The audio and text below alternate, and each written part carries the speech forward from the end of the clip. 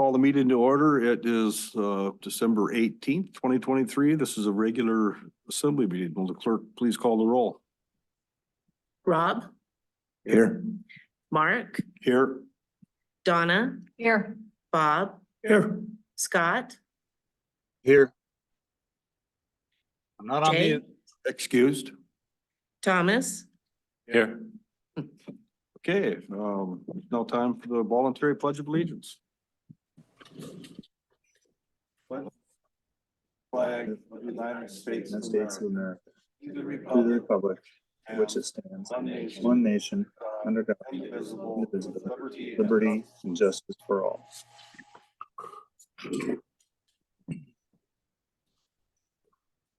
Okay, next thing on the agenda is approval of minutes, and that is from the December 4th meeting. I'd entertain a motion to approve those minutes. Make a motion to approve the minutes from December 4, 2023. Second. All those in favor, say aye. Aye. Aye. Aye. Okay, passes unanimously. Item 4, amendment and approval of the meeting agenda this evening. Are there any proposed amendments to this agenda? Seeing none, entertain a motion to approve the meeting of the agenda as presented. So move. Second. All those in favor say aye. Aye. Aye. Aye. Okay, we'll move forward with the agenda as presented this evening. There are no public hearings this evening, no bid awards. That brings us to item 7, which is persons to be heard on items related to tonight's agenda. Please step to the microphone, state your name and who you represent. There's a 5-minute time limit. Hi, my name's John Mergus. I'm the owner of Petersburg Marine. And I want to address resolution 2033 on disposition of fire engine number 5. I wasn't planning to come here until an hour and a half ago when I listened to the news. So everything that I'm going to speak about is just what I heard on the local radio, and I may not be fully informed of all the different facets of this. But I am requesting that you reconsider your plan to dispose of that vehicle to an out-of-town location. I think it has extreme value. The news article said something about very low value, 30 years old. And I was a volunteer with the fire department in the early 2000s for about 10 years. Even back then I was too old to fight fires, but I was an engineer, and engine 5 is the one that I was mostly familiar with. So I am very, very familiar with that apparatus. And considering it's unknown how long the Scow Bay Fire Station will be there, and my interest is, if it's available, I will offer the city, the borough, excuse me, $10,000 for that apparatus. I did bring my checkbook. I'll be happy to write the check right this evening. And it has tremendous value, would have tremendous value to me as something to keep in my boatyard for fire protection. When a boat catches on fire, there usually isn't much time to respond. The amount of time it would take, even if I was a volunteer, to go back to Scow Bay Fire Hall and get something rolling and getting up there, would be many minutes. Where if I had that apparatus right in the yard, and my employees would also be intimately familiar with it, it's something that we could use immediately. We do have a fire cart. It's very primitive. It's a 200-gallon portable cart that has a garden hose on it and a small Honda pump. It doesn't do much, but it's better than nothing. But to have that apparatus there would be of tremendous value. And it would be of great value to the commercial fleet, who has I have almost 100 boats in the yard. And often when there is a boat fire, within a very short period of time, that boat is usually totally gone, but there's boats next to it stacked right close by. And that would enable us to definitely abate that fire from moving before the professional volunteers came in and responded from downtown, or if they could respond also from Scout Bay, but it would save probably 30 minutes of response time. And so it just has so much value to the community. I think it would behoove the people, the residents, to have that here for us to use. I think I covered everything on that, but thanks for hearing me out. Thanks for your input tonight, Mr. Burgess. Is there anyone else that would like to speak on items related to tonight's agenda? Seeing none, we'll move to item 8, persons to be heard on unrelated to the agenda, items unrelated to tonight's agenda. Seeing no interest, we'll move on to 9, boards, commissions, and committee reports. There's nothing there to this evening, no items under the consent agenda. That brings us to item 11, report of other officers. Member Lynn will give us an update on SEPA activities. Thank you, Mr. Mayor. Just kind of short tonight here. Both Swan and Tyee reservoirs are full going into the winter power generation season. That's great. That'll provide sufficient power for power generation, I think, through spring, and we shouldn't have any problems, at least with water supply. The board voted to hold wholesale power rate study for 2024. So there, from a wholesale power standpoint, there's no increase. There'll be no rate increase for 2024. There will probably need to be a 1/4 cent increase in 2025, but that's yet to be determined based on what the costs come out on some other projects that are ongoing. The board approved the 2024 operating budget. The big projects for 2024 are the beginning of the relicensing for both Swan and Tyee reservoirs with Federal Energy Regulatory Agency, initiating the design and permit dialogue with FERC to approve the addition of a 3rd turbine at Tyee, and completing a study on grid stability. Last, I want to give credit to our SEPA CEO, who has been working diligently to maximize power production from our 2 hydro facilities across the Swan Tyee intertie, thereby reducing spill and maximizing returns. That also keeps our rates low. The result is a major contribution to us. We have the best wholesale, the lowest wholesale power rates in Alaska. Thank you. Unless there's any questions for folks. Any questions of Assembly Member Lynn? Okay, thank you for your report. Okay, that brings us to item B under report of other officers, and Safety Committee Chairman Holmgren has provided a written report on the Safety Committee activities. So I'm taking it he's not going to be here. So the Safety Committee met November 21st. Each committee member reported the status of their department's response to the APEI recommendations.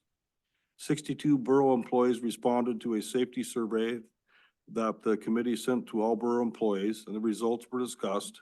No respondent to the survey asked for follow-up contact from the Safety Committee. The compilated results were shared with all department heads. The committee is working on updating sections of the Borough Safety Manual, and the next meeting is Tuesday, December 19th, 2023 at 1 p.m. So that's tomorrow. See if I can get back without losing the agenda here. Not by now.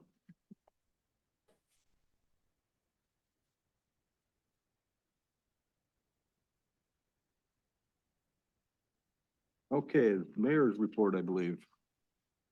Oh, okay, now I found it. Was gonna be a quick meeting. Oh, there we go.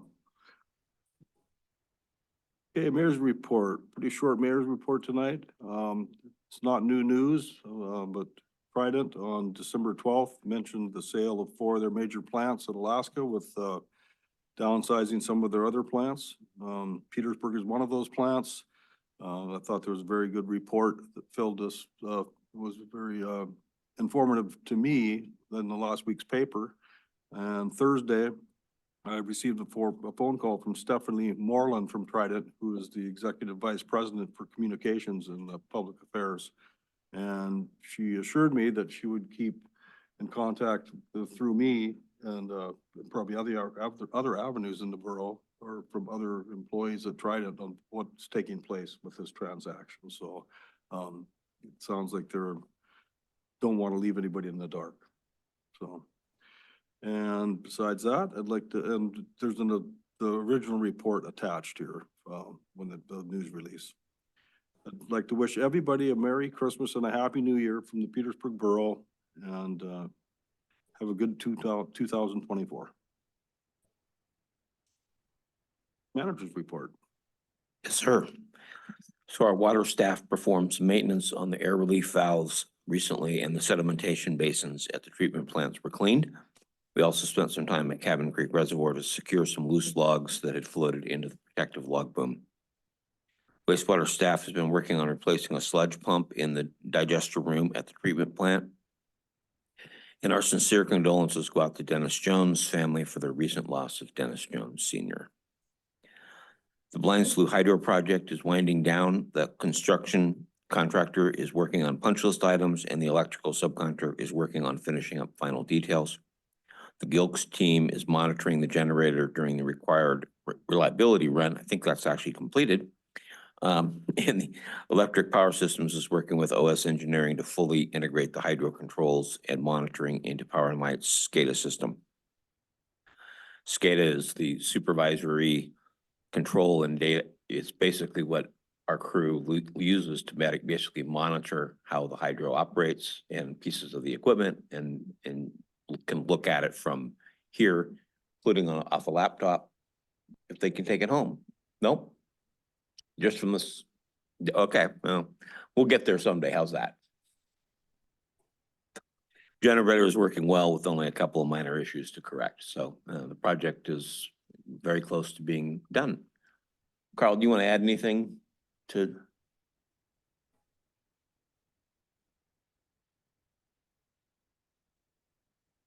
No? No, I don't think so. Okay. It's working well. That's really the Okay. story right now. We're doing well. Good. So anyway, very good for everybody. Thank you, Petersburg, to all that attended the Jingle and Mingle winter event. Thank you to all the community donations to help make it a success. We look forward to celebrating the season with you again next year. Parks and Rec will be hosting the next dive-in movie, The Nightmare Before Christmas. Call or see the front desk for details, or check out their Facebook page. Community Center will be closing at 1 p.m. on Saturday, 23rd for the holidays, and reopening on Tuesday, December 26th for regular programming. Parks and Rec Youth Volleyball season is now open for registration. Register online or in person. And winter break, extra swim, and gym times will be happening. Check for flyers around the community center and on Facebook with details. We have a lifeguard course scheduled for January 19th through the 21st at the Aquatic Center. Contact Scott Burt for more information and to sign up. 6 hours of online coursework is required before attending the 3-day class. And Parks and Rec is working with Borough staff and an outside vendor to outline the sewer issues in the Aquatic Center locker room and to develop cost estimates on maintenance issues, including paint and the HVAC changes. We are in the process of filling our final open employee slots at assisted living. First time in over a year, we've been able to get full staff up there. So that's exciting for us. How's that? Christmas is going very well at the Manor. We have decorations put up and have choirs, the children choir coming and singing to the residents. They really enjoy that. We've had no call outs or reported infrastructure damage with the recent heavy rains. Hopefully that continues. And with the continuing warmer weather, the streets crew has been catching up on online orders and ditching projects. Snow removal equipment is ready for action when needed. We are having some overtime in the motor pool, to keep up with the business of the department. We're still missing a mechanic up there. Heck, it's been vacant since May, and even with the added wages, we have not yet had an applicant. So continues to be an issue. The motor pool is auctioning multiple surplus vehicles and equipment via sealed bids. Bid responses are due on December 21st. Details are available on the borough's Facebook page or by calling Public Works at 907-772-4430. Chris and his group have already started on the vehicle replacement inspections for FY25 budget year. And building maintenance continues to help us at Mountain View Manor with some deck repairs on the building. And that was it. Okay, thank you for your report. Are there any questions of the manager on his report this evening? Member Marsh? Thank you. Through the mayor, Mr. Giesbrecht, a couple of things.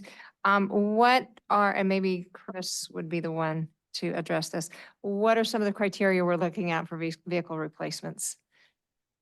Probably best if Chris answers that, but it's, I'll answer in general and let him add on. So we look at mileage and maintenance history.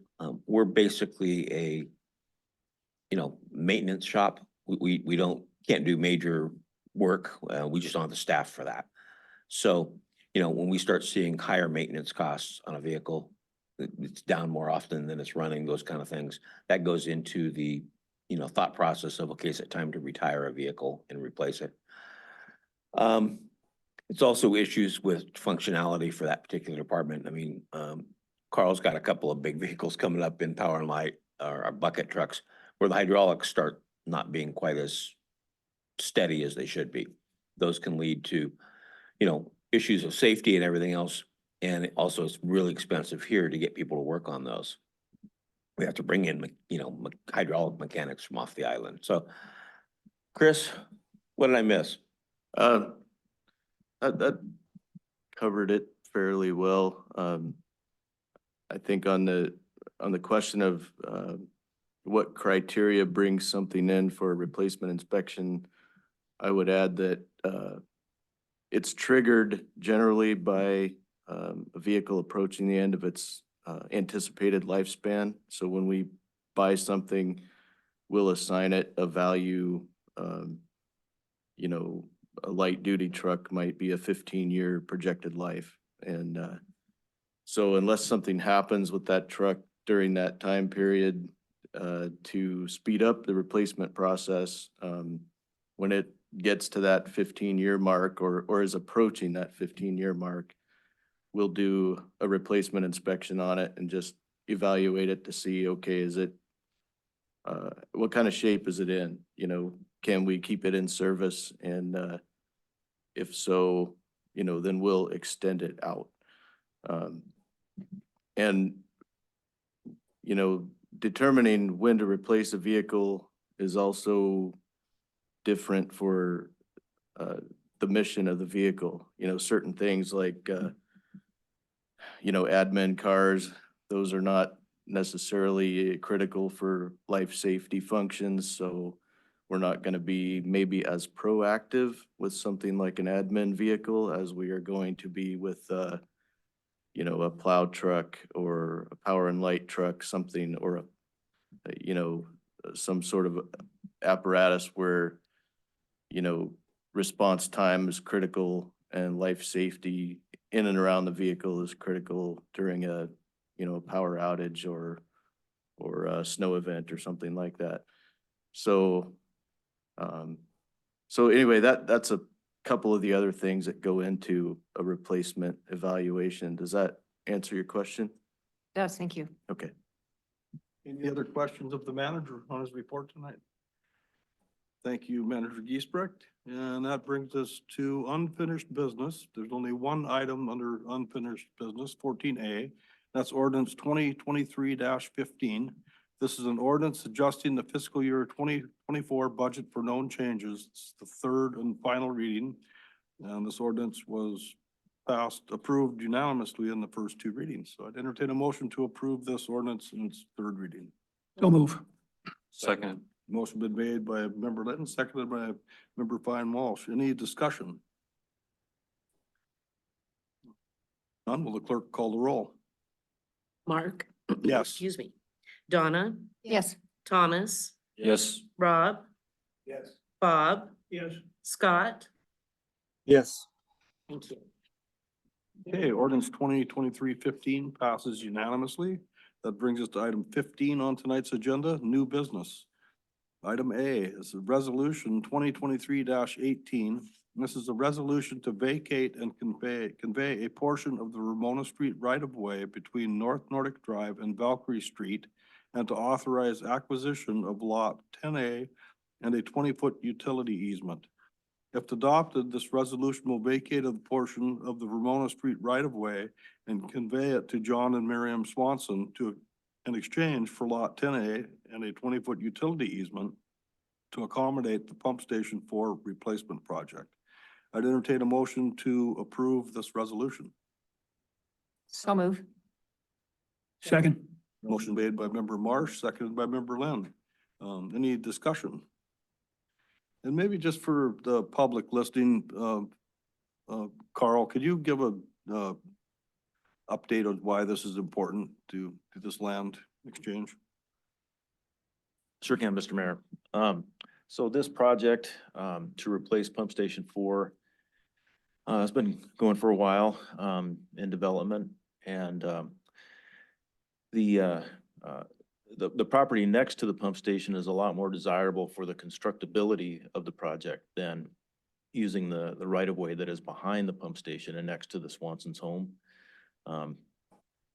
The engineers determined fairly early along that, if there was a way to build this, pump station next to the existing as opposed to behind it, we would save a tremendous amount of money with, bypass pumping during the construction itself, and also avoid some of the risk associated with, digging a very deep hole next to the Swanson's house. So there are a couple really good reasons, to focus on trying to put this pump station next to the existing instead of behind it. And, so those reasons push me to, go down this road, and I'm hopeful that, we'll see some support for this, right-of-way vacation and establishing the easement across Swanson's property. Okay, thank you for that explanation. Is there any other discussion? Member Marsh? Thank you. So maybe in addition to this one, we have 3 other pump stations? Is that correct? Through the mayor, we have 20 other pump stations. 20 other, okay. So where, because this one is, can you tell me how this one got to be the subject of this replacement project? If you would, please. Sure. Basically, we started, the department started a process to look at our major pump stations a few years ago and start replacing them. All of them have been, were built in the early 70s and then refurbished in the 80s. It's been quite a while since we've got a major upgrades in any of these. Pump Station 4, the subject of this project, is the second largest pump station in our system. All of the wastewater from the community that is south of Hungry Point flows through this station. So it's very vital to get it on to the largest pump station and then onto the treatment plant. We replaced the largest pump station number 5 a few years ago. And so our focus settled on Pump Station 4, but not just because it was the next one in the line. It's because the pumps that we have in that station are no longer made. If we have an impeller, say, that we need to have replaced, we have to find somebody that will cast it from scratch. Basically, it's not a good situation to be in.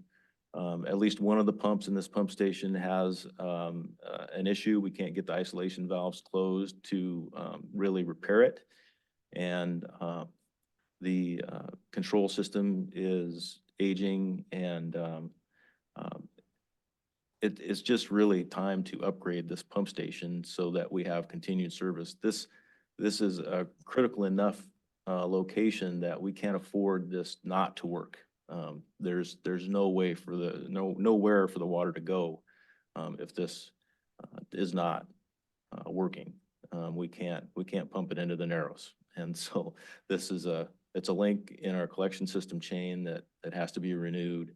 And after this one is complete, the next one that we really need to start working on is Pump Station 3, which is down by OBI. And after that, there'll be more. It's kind of a never-ending process to renew these pump stations and make sure they're doing what we need them to do. Thanks for the clarification. Appreciate it. Any other discussion? Seeing none, will the clerk please call the roll? Donna, Yes. Rob, Yes. Scott, Yes.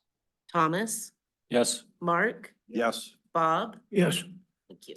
Okay, resolution 2023-18 passes unanimously. That brings us to resolution 2023-19.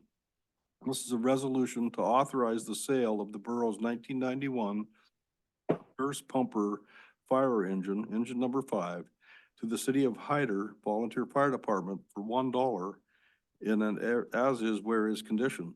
Approval of this resolution will authorize the sale of this engine, which has been decommissioned and removed from service in Petersburg, to the city of Hyder Volunteer Fire Department. I'd entertain a motion to approve this resolution. So moved. Second. Motion's been made by member Fine Walsh, seconded by member Lynn. Discussion. Marsh. Thank you. Yes, I guess I do have a question presented by Mr. Murgis. It begs the question, could this have been handled, well, brought before the public to say, hey, we're decommissioning engine number 5. Are there any parties who would be interested in it? And I guess it hadn't occurred to me. So I do appreciate him bringing this forward. And it actually makes good sense. I don't know what the cost of moving a vehicle that size and weight would be to Hyder. And I understand they are without one of any kind. But it does make sense that we would consider a local need first.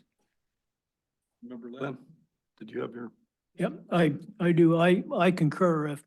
I think we need to take care of our needs locally before we send something out of town, is basically where I come out. Thank you. Schwartz.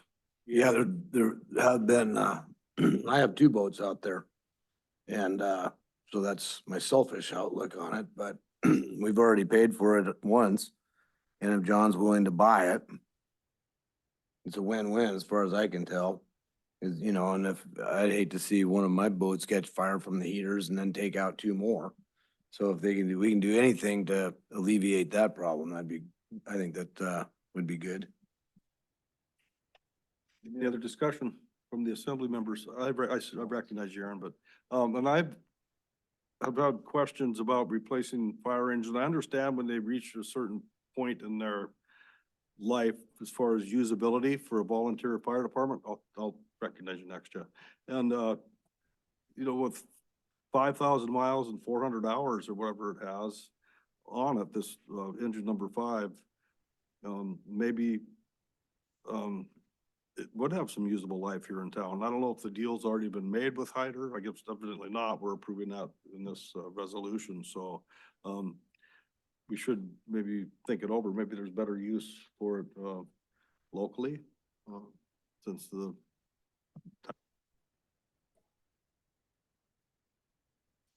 Rankin. Thank you.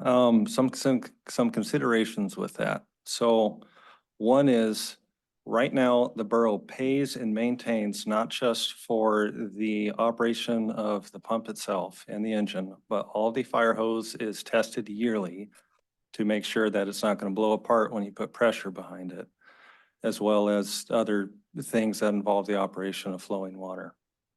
Traditionally, what has been done, why this was proposed, is Petersburg has a history of when it decommissions a fire engine, they give it to another community that's of lesser resources. The last 2 iterations of that has been Cake. They received, I believe, our last 2 engines, if I'm correct. Yeah. So that's where this proposal came from. So if it's not going to be in the borough's service, it could only be used in private hands, which means the private entity that is operating it assumes all liability for its response. All of it. And it cannot be a part of my operations because you don't want to have a piece of unmaintained equipment or of unknown origin. You don't want to open yourself up to that. That's a huge liability. You can certainly choose to sell it to a private entity in town. It's your guys' decision, but it could not be part of my operations. It would have to only be part of the shipyard operation, for example, or any other entity that would be interested in buying it. Which is kind of why I'd considered it in auction. Normally, if you're looking online at trucks down south and things like that, you can find them, 1960s to 1990s for about $4 to $5 grand on average on a lot of sites. That's part of where the low value came in. And then also, in respect to the shipyard outright, there is a fire station directly across the street. And if Mr. Murgis and his employees and other concerned individuals wanted to respond to that station to help, with response, they could certainly join the Petersburg Volunteer Fire Department and train with us and just use our maintained equipment. So. Point motion. Thanks, thanks, Mr. Hanks, for that input. I appreciate it. I mean, I agree completely. I think these fire engines are fairly complex operations, if I understand correctly, and without pretty intensive maintenance, they may not even have much of a serviceable lifespan. And I think maintaining the tradition of transferring these vehicles after they're no longer being used here to a community that needs them is not one that we should just throw aside, in order to keep this. And I mean, we just got a new fire engine, and I have to agree with Aaron here. If we think our fire response is not sufficient, then that's something we should look into. And frankly, I mean, I think it's pretty good. I don't think we have any reason to worry, but it seems like that's the outfit we should be relying on for fire suppression, not, hand-me-down trucks. I believe that the truck would probably be better in the hands of the community of Hyder. They may be better able to maintain it, and it sounds like they need it. I mean, we just had a tremendous amount of trouble and expense getting the replacement engine here. So it's important to recognize how difficult that can be for some communities, and it's an important item to have. So I support this. I think it's a great idea. Any other discussion or input from assembly members? I'd like to make a comment. Yeah, can everybody hear me okay? Yeah. I'm in support of selling it to Mr. Murgis. I know that there was a gill knitter that caught fire out there and was pretty much a total loss. I know that response time is everything when it comes to fires, and minutes count. And if he's on scene and can use the equipment, then that would potentially save other people's boats, if not the boat that actually caught on fire. I think I heard, correct me if I'm wrong, but Mr. Hankins proposed a concept of allowing Mr. Murgis to use the maintained equipment at Scalp Bay. I don't think that is a prudent idea. I think if there's any liability, that would be it right there. But us selling the pumper to Mr. Murgis, we're absolved of any liability because we're selling it to a private party. Hopefully he would maintain it to the necessary standards to keep things safe. But we have an opportunity to keep our resource here local, and I support that. Okay, thank you for your input. I just thought it was, I'm not opposed to what we've done in the past. I think that's great to help out Cake and maybe even potentially Hyder. We'll see how this goes, but I think it's important to look at what the community needs are firsthand.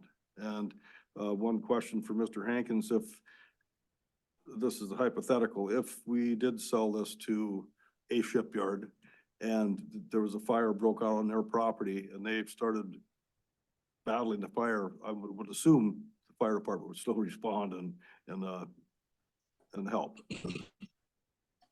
Yes, that is correct. Mr. Murgis in particular maintains his own private hydrant, and I believe there is another entity in town that is currently building a warehouse that would have their own private hydrant. That would be fine. The question is do you guys want a private fire truck, if he has to hook up to a different hydrant, to hook up to borough equipment? So that is something to consider. He could only, if you, that answer is no, there's only one hydrant that he would have access to on his property then. And the next closest hydrant is on the street, and you have to run roughly 1,100 feet of LDH just to get to the boat fire. At least the one that the Gillnet that was brought up earlier, that's where that one was. You have to run all the way down Olson Avenue. So. Personally, I wouldn't, I don't think a private entity should be hooking up to the borough's, fire system, hydrant system, or whatever. That wasn't, why I was asking that question, but, so I guess, since we've never had this, stumbling block or whatever you want to call it before, maybe we could, voted this down. We could advertise it for sale, or, I don't know what the right answer is. I feel bad since I'm assuming we've had negotiations with the city of Hyder already. So it's not official. They know it's pending this agreement. So, but, they had put in that they are interested when we started talking to other fire departments, at the Alaska State Fire, Convention. That's what it is.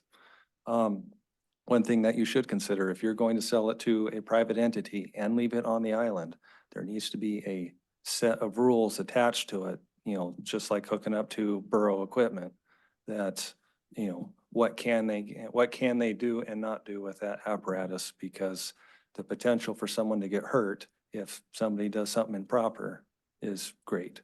So just a consideration. Yeah, I wanted to ask Aaron a question if I could.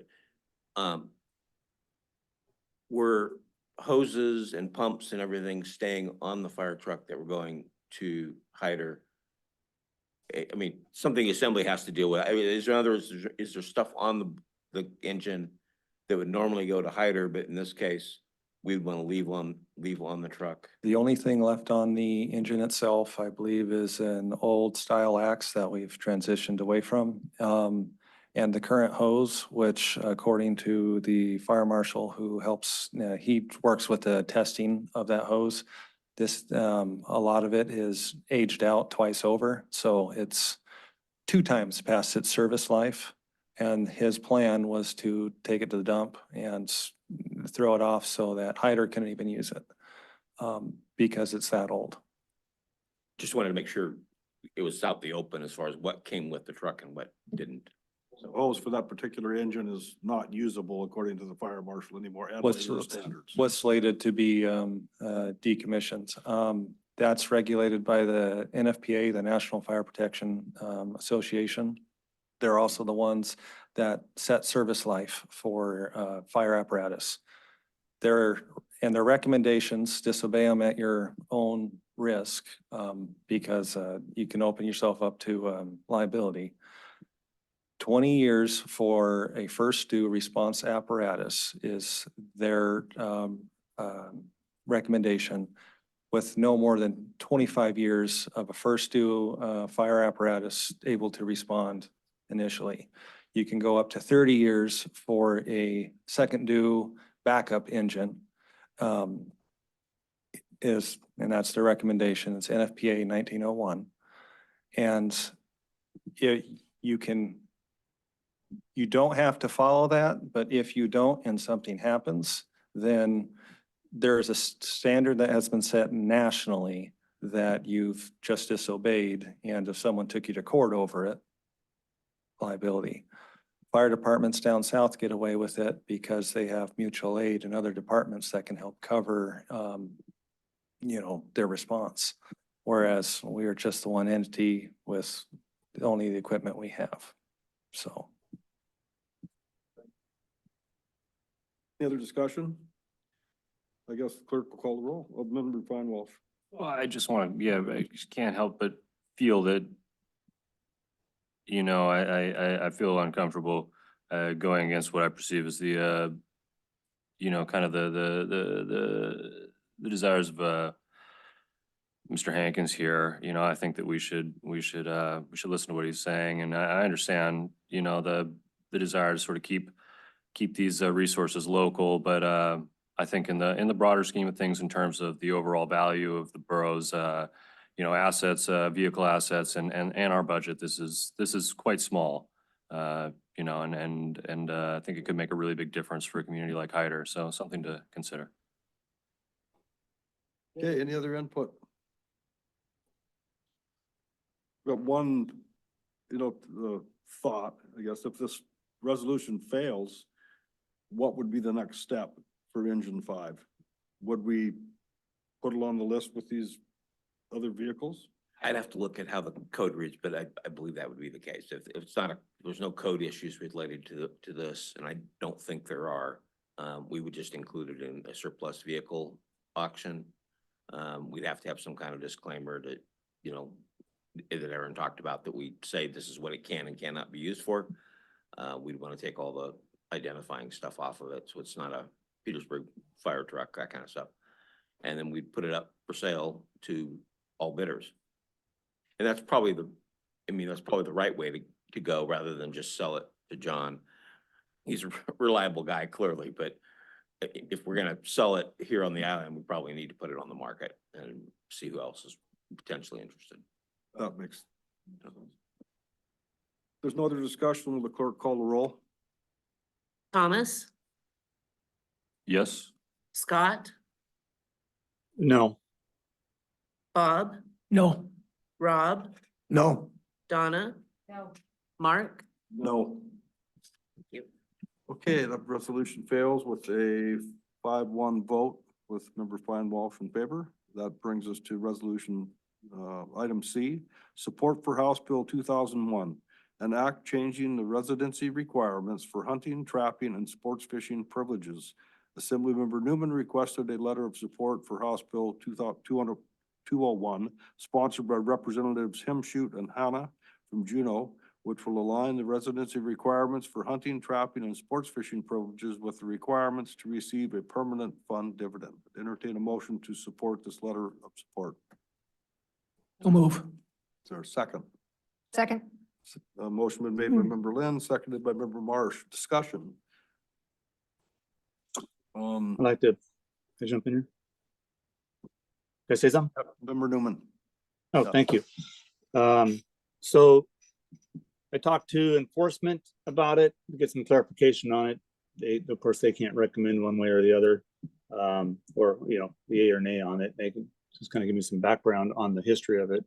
And so, the history is to be a resident for, and this only applies to sport fishing, hunting, and trapping in Alaska. There's no aspect of this that relates to commercial fishing. So this is just fishing, hunting, trapping for sport purposes. So to become a resident of Alaska, you have to be here for 12 months. You have to have a primary domicile, and you have to not be claiming any residency benefits in another state. But beyond that, once you've accomplished that, people can leave the state and still claim residency, and come back and enjoy the benefits of being a resident of Alaska, even if they're gone for an undetermined amount of time. So it's my opinion this system, the system's been abused, and so this bill has been introduced by Kurt Whitehead. It was his concept, and then presented it to Rebecca Himshoot, the House side of the state house. And so she's been advocating for it. And essentially what it's going to do is align the residency requirements with those stipulated by the Alaska Permanent Fund Dividend Program. So you're a resident after 12 months. And the one difference between, and I spoke incorrectly earlier today on the radio, because the dividend program states residency is acquired after a 12-month period, but it's January through December, whereas this will be 12 months from the time that you arrive in Alaska. So that is the one thing that's similar with the way it is currently written. So somebody didn't end up waiting like a year and a half to become a resident. But what it does is you can't be gone for more than 180 days unless it's for valid reasons like school or medical or military. And so what it does is it gives some accountability to people's claims of residency, and then it allows the state troopers enforcement to be able to have some kind of teeth and being able to handle those situations if people are taking advantage of the way it's written now. So I feel like it's protecting and conserving fish and wildlife resources that are getting harder to get, and if people are going to claim residency, then they need to be residents, and if not, they need to pay non-resident fees, which go towards management. So that's my take on it. Okay, thank you for your input. Any other discussion on this letter of support? Member Marsh? I'm all for small government. So whereas in concept, this makes sense that those who don't live here don't get the resident privileges for living here.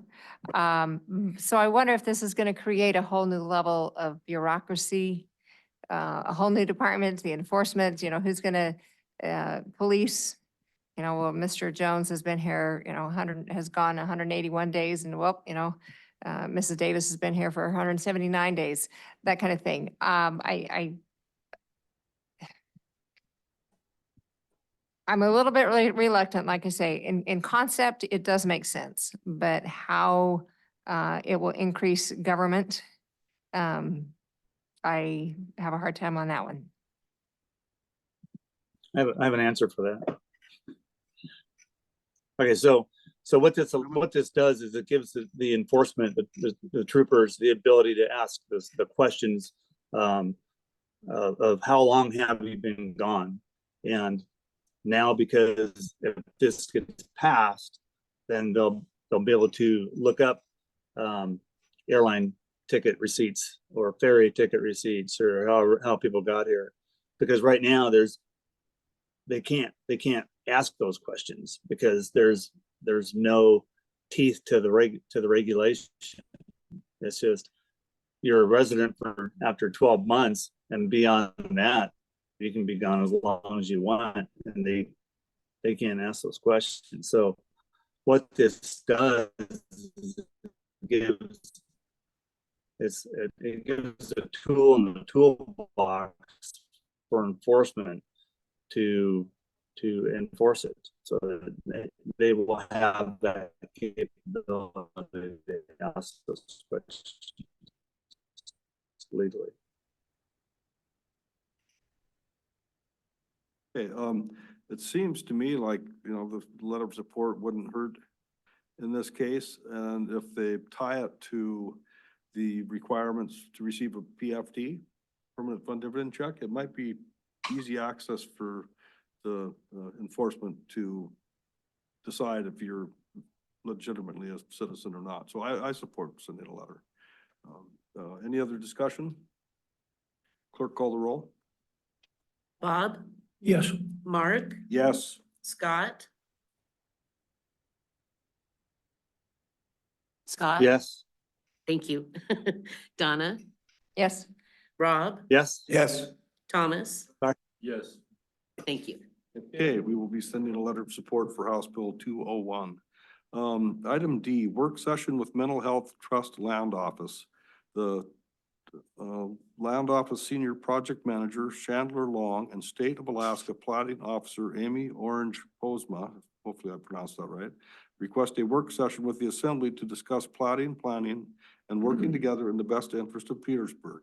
They plan to travel to Petersburg for this work session and request the Assembly choose a date and time between January 16th and 25th, other than the 18th, because the Assembly Chambers is busy on that day. So, January 16th is on a Tuesday, which will be an Assembly meeting. You're right, it is an assembly meeting, Okay, so that's. 16th and yep. 18th are off the books. And then we have until the 25th, which is a Thursday. What is the preference of the Assembly? January 22nd, Monday? Or would you rather have it on a weekend, towards the weekend, later in the week? Monday's fine. That's good. Okay, how about Monday, January 22nd? Member Schwartz, are we being down for that? You said you're gonna be doing some traveling? Okay. Yeah, I'll be traveling, but can I zoom in on that one? Sure. Thank you. Mhm. So, we'll take a vote to send a response to these people who want to have the work session for, January 22nd, six P M. Can we have a motion and a second first, and then we'll vote? Need a motion to have a meeting with the land office and other people coming on January 22nd at 6 P M. So move. Second. Okay, I've been straightened out once again. Okay, we've already discussed it. All those in favor say aye. Aye. Aye. Aye. Opposed? Okay, so this will be an interesting meeting. Aye. I'm glad we put this together to. Okay, next item, Entrance Island Dock. The Assembly is asked to decide whether the borough would accept ownership and future maintenance of the Entrance Island Dock from the state of Alaska if it was fully restored. So, since you have to make a motion in the positive, I'd entertain a motion to take ownership of the dock if it was rebuilt by the state of Alaska. So moved. Second. Second.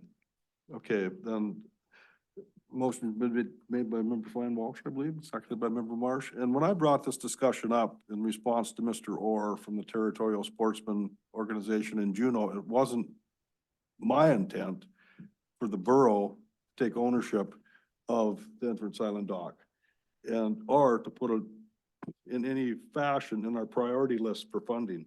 But if another entity like Juneau Borough through this Territorial Sportsman operation and the Messerschmitt's family in Juneau who approached me about it, just happened to run into them in Warm Springs Bay. If they could get the money, if the state would build it and they would take ownership, I would be fine with it. That's what, and it doesn't sound like that is, where this could possibly lead. So Mr. Giesbrook, can you explain the communications you've had on this issue? I can. So I've spoken to Mr. Orr and that's what drove this. Talked to DOT and looked at our charter. This actually gives us, the way DOT looks at it is the only people they will give that to is the Petersburg Borough because it's in our borough. And our charter even says that. You may remember we had to change the charter to allow Kupernoff. That it's just that any harbor and port infrastructure has to be, we'd have to change the charter again. But despite that being an issue, DOT would not give it to anybody other than us. So I called Juneau, but didn't follow up on it once I got that information back from DOT, was that they won't give it to anybody but the borough. They'd be happy to give it to us, by the way, if that makes.